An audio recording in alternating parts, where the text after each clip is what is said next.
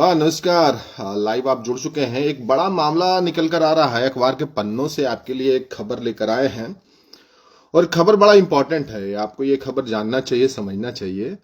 ये खबर कुछ ऐसा है कि भैया अगर आप किसी दूसरे राज्य से हैं और आपने झारखंड में, मोटा मोटी इस तरीके से समझिए कि अगर आप किसी दूसरे राज्य के हैं और झारखंड में आपने विवाह किया, आरक्षित श्रेणी में आते हैं, तो आपको यहाँ पर आरक्षण का लाभ नहीं मिलेगा। यही है आज का सबसे बड़ा ये टॉपिक जो है।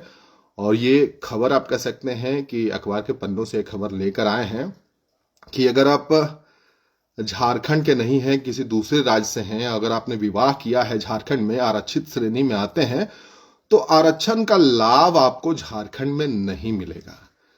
एक ये खबर आ रही है जिस पर हाईकोर्ट ने आदेश दिया है और उस दावे को खारिज किया है। इसमें कुछ कुछ और भी बातें हैं जो हम आपको बताना चाहते हैं।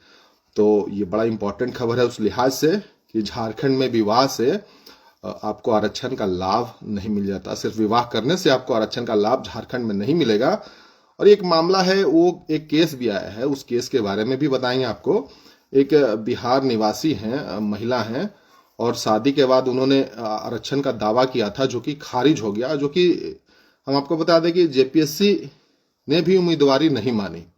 और इसमें एक और बात है कि अगर आपने प्रमाण पत्र भी ले लिया है, किसी अधिकारी से बनवा लिया है, तब भी इसे नहीं माना जाएगा। ये झारखंड हाईकोर्ट का आदेश है। तो हम आपको बता दें कि किस तरीके से अखबार के पन्नों में ये खबर आई है, वो बताना आपको ज्यादा जरूरी है। कहा गया है कि किसी व्यक्ति का जो मूल राज्य है, किसी व्यक्ति का जो मूल राज्य, यानी कि आप बिहार के हैं, यूपी के हैं, बंगाल के हैं, उड़ीसा के हैं, जो आपका अगर मूल राज्य है, मैं उस संदर्भ में आपको कह रहा हूं, अगर आपने विवाह झारखंड में किया है तो उस संदर्भ में समझिए कि किसी व्यक्ति का मूल राज्य,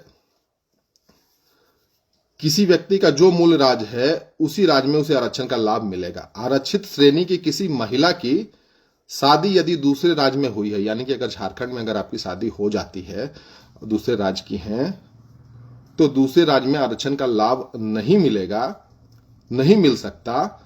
झारखंड हाईकोर्ट ने एक फैसले में यह आदेश दिया है। यही बड़ी बात है।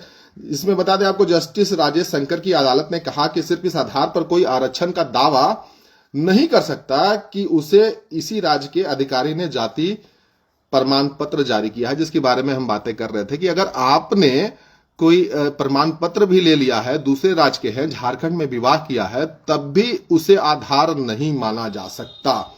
ये हाईकोर्ट का आदेश है जो मैं आपको बता रहा था। स्थापित कानून के तहत जो व्यक्ति दूसरे राज्य से स्थानांतरित हो गया है, उसे केवल मूल राज्य में ही आरक्षण का लाभ मिलेगा। यानी कि आप जहां से हैं, जिस राज्य से हैं, वहीं का आपको आरक्षण का लाभ मिलेगा। आपको दोहरी आरक्षण नहीं मिलेगी कि आप यूपी में भी आरक्षण का लाभ लें और झारखंड में भी लें, आप बिहार में भी लें और झारखंड में भी लें।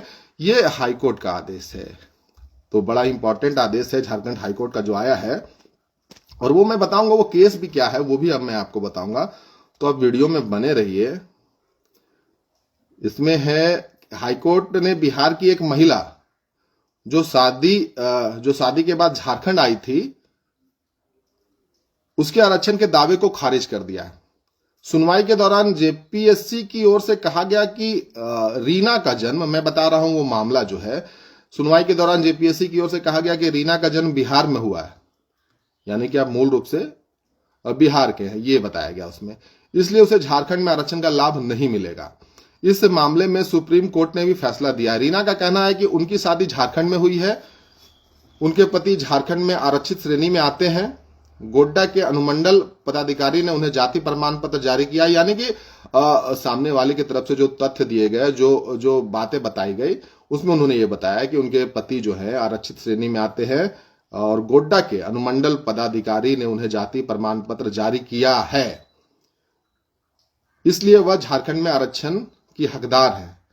कोर्ट ने फैसले में कहा कि अगर कोई महिला बिहार में या किसी दूसरे राज्य में आरक्षित श्रेणी में है, लेकिन उसकी शादी झारखंड में हुई है, तो उसे आरक्षण का लाभ नहीं मिलेगा। तो ये बातें स्पष्ट हैं जो झारखंड हाईकोर्ट की तरफ से आई कि भैया आप अगर दूसरे राज्य से हैं और आरक्षित श्रेणी में भी हैं, झारखंड में विवाह आपका होता है, तो आपको आपके मूल राज्य में ही आरक्षण मिलेगा, झारखंड में नहीं मिलेगा। क्यों ना आपने जाति प्रमाण पत्र ही बनवा लिया हो, उससे कोई फर्क नहीं पड़ता। ये बातें निकल कर आ रही हैं। आपको इसमें बता दें कि गोड्डा के एसडीओ ने जाति प्रमाण पत्र जारी किया था। रीना कुमारी राणा ने हाईकोर्ट में याचिका दायर की थी, वो भी बातें हैं इसमें। उसमें कहा गया कि साल 2016 में झारखंड राज्य कर्मचारी चयन आयोग ने शिक्षक नियुक्ति के लिए विज्ञापन निकाला था। इसमें रीना राणा भी शामिल हुई थी। उन्होंने विवाह के बाद झारखंड में रहने का दावा किया था